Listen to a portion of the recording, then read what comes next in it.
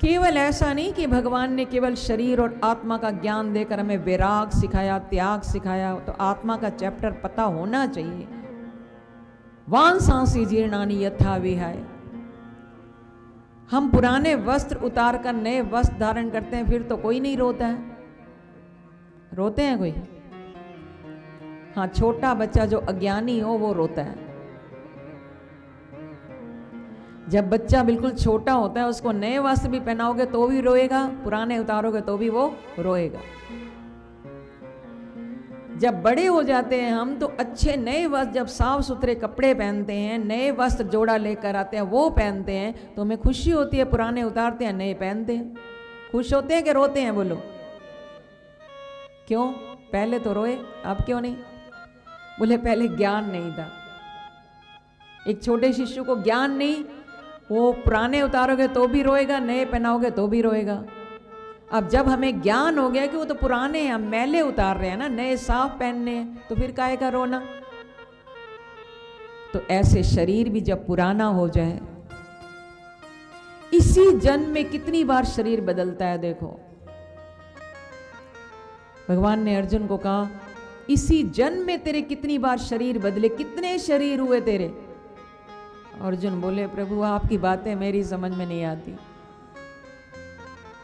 इसी जन्म में मेरा शरीर बदला है, मैं तो वही का वही हूं। बोले तू वही का वही है, शरीर तेरा बदला है। जब तेरा जन्म हुआ था कितना था तू? छोटा सा नन्हा सा बच्चा, शिशु था, शिशु। चलना शुरू किया, लड़खड़ाता हुआ तूने चलना शुरू किया, थोड़ा सा बड़ा हुआ।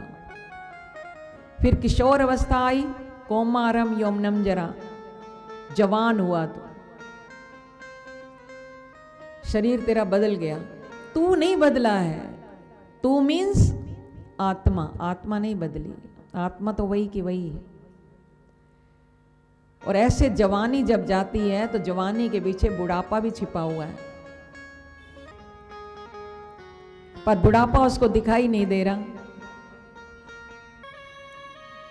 जैसे शरीर बार बार हमारा चेंज हो रहा है, हर दिन चेंज हो रहा है, ये तो हमें पता नहीं चलता।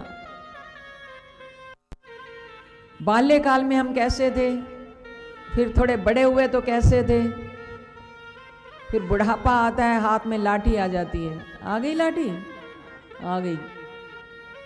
कानों से सुनाई नहीं देता, आंखों से दिखाई नहीं देता, तो वो भी तो शरीर का परिवर्तन है भाई। आत्मा थोड़ी देर देर मरेगी।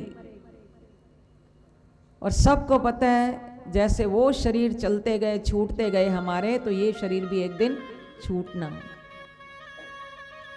ये तो पुराना शरीर को छोड़कर हम नया शरीर फिर धारण करेंगे, फिर काहे का रोना? क्यों मृत्यु से डरते हैं? पर गीता का पाठ हमें सिखाता है निश्चल भक्ति विदायिनी, विद्यादायिनी। अगर इसको अलग अलग कर लो तो विद्यादायिनी, निश्चल भक्ति देती है गीता माँ, और आध्यात्मिक विद्या को प्रदान करने वाली गीता माँ है।